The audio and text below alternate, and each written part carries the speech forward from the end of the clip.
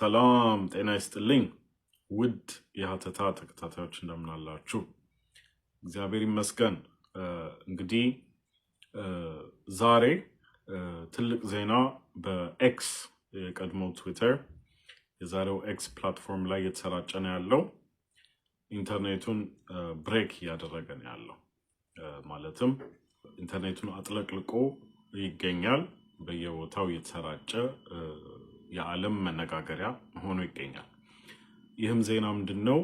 የአሜሪካ ሴንትራል ኢንተለጀንስ ኤጀንሲ ወይንም ደግሞ ሲአይኤ ፋይል ወይንም ሰነድ የወጣ ነው። እንደምታውቁት አሁን ፕሬዚደንት ትራምፕ ከመጣ ጀምሮ በርካታ የሲአይኤ ሰነዶች ይፋ እየተደረጉ ነው ያሉት።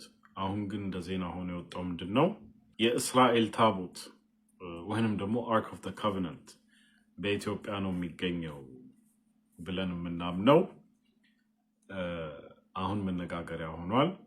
በሲአይኤ ሰነድ ላይ የእስራኤል ታቦት የት እንደሆነ ያለው ለማወቅ ሞክረው እንደነበረና ሎኬት አድርገውት ወይም ደግሞ የት እንዳለ ማወቅ ችለው እንደነበረ የሚጠቃቅስ ነው። ይህም ከሰነዱ ዙሪያ የወጡ ሪፖርቶች በመካከለኛው ምስራቅ ይልና በኢትዮጵያ እንደሆነ ያለው ይጠቃቅሳል ማለት ነው። ሪፖርቱ ሰነዱ ላይ አርክ ኦፍ ዘ ኮቨናንት ይላል እና በጣም የሚያስገርመው ነገር ደግሞ ምንድነው? ይህን ለማወቅ የተጠቀሙት ሪሞት ቪዊንግ የሚባል በአእምሮ አርቀው ማየት የሚችሉ ነገሮችን የተደበቁን ነገሮች ዳሰው ማየት የሚችሉ ሰዎች አሉ ተብሎ ይታመናል። እንደ ሳይኪክ ማለት ነው። ወይንም ደግሞ የሳይኪካል የሆነ ኃይል ያላቸው ሰዎች አሉ ተብሎ ይታመናል እና እነሱን ተጠቅመው ቪወር ነው የሚለው ቃሉ ሰነዱ ላይ ሪሞት ቪዊንግ ይባላል እና ይህን ማድረግ የሚችሉን ሰዎች ተጠቅመው እንደሆነ ይጠቃቅሳል ማለት ነው። ስለዚህ አሁን ሰው በጣም ተገርሞ ደንግጦ ነው እየተወያየበት ያለው። ይህም በኢትዮጵያ እንደሆነ በሪፖርቱ ዙሪያ በኢትዮጵያ እንደሆነ ያለው የኢትዮጵያ ስም ተጠቅሶ በእነዚህ አውታሮች ሜጀር የሆኑ አካውንቶች ናቸው ይህን እያሰራጩ ያሉት እንዳለ ኢንተርኔት ላይ ማለት ነው። እና ምንድን ነው የሚለው እየተጠበቀ ያለው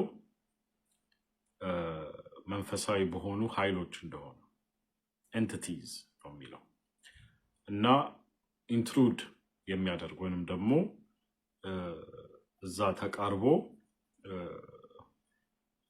ወደዛ የሚገባን ማንኛውንም አካል እንደሚያጠፉ እና እንደሚያጠቁ ይጠቅሳል ማለት ነው።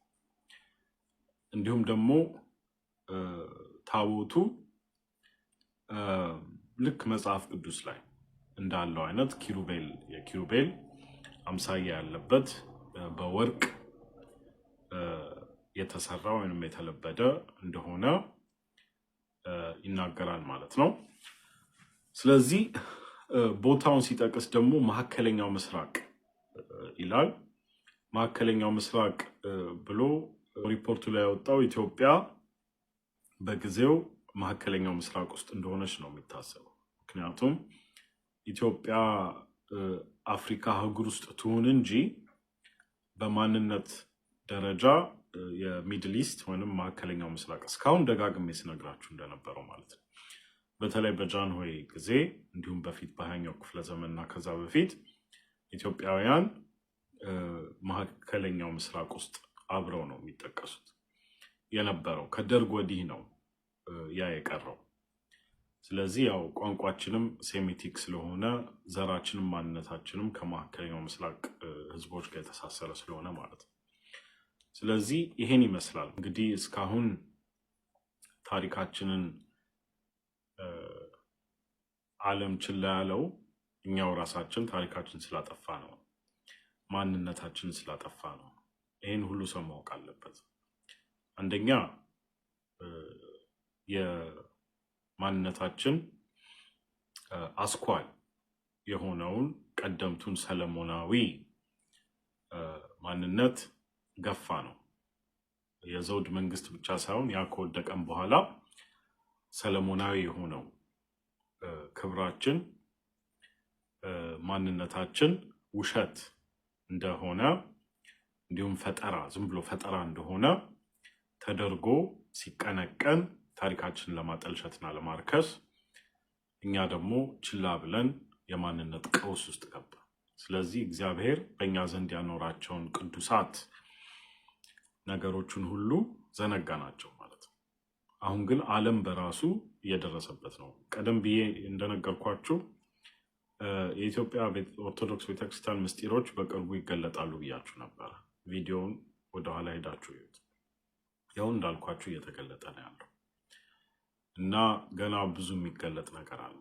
ስለ መጽሐፈ ሄኖክ እንዲሁም ስለ ፒራሚዶች አሁን በግብፅ አስደንጋጭ የሆነ መረጃ እየወጣ ነው ስለ ፒራሚዶች። እሱንም አንድ ቪዲዮ እንሰራለን፣ ትንታኔውን ይዘን እንመጣለን ማለት ነው። ስለዚህ ወደ ራሳችን እንመልከት። የጥንተ እስራኤላውያን ዘሮች ነን። ይህን ማወቅ ያስፈልጋል። ሰለሞናዊ ስርወ መንግስት የነበረና ከንጉስ ሰለሞን ከንግስተ ሳባ በቀጥታ የሚወርድ የዘር ሐረግ ያላቸው ነገስታት የጥንተ እስራኤል የመጽሐፍ ቅዱሱ የእስራኤል ህዝብ ዘር በስጋ ማለት እንዲሁም በመንፈስ የሆነ ህዝብ ነው። ይህን ሁሉ አተን ረክሰን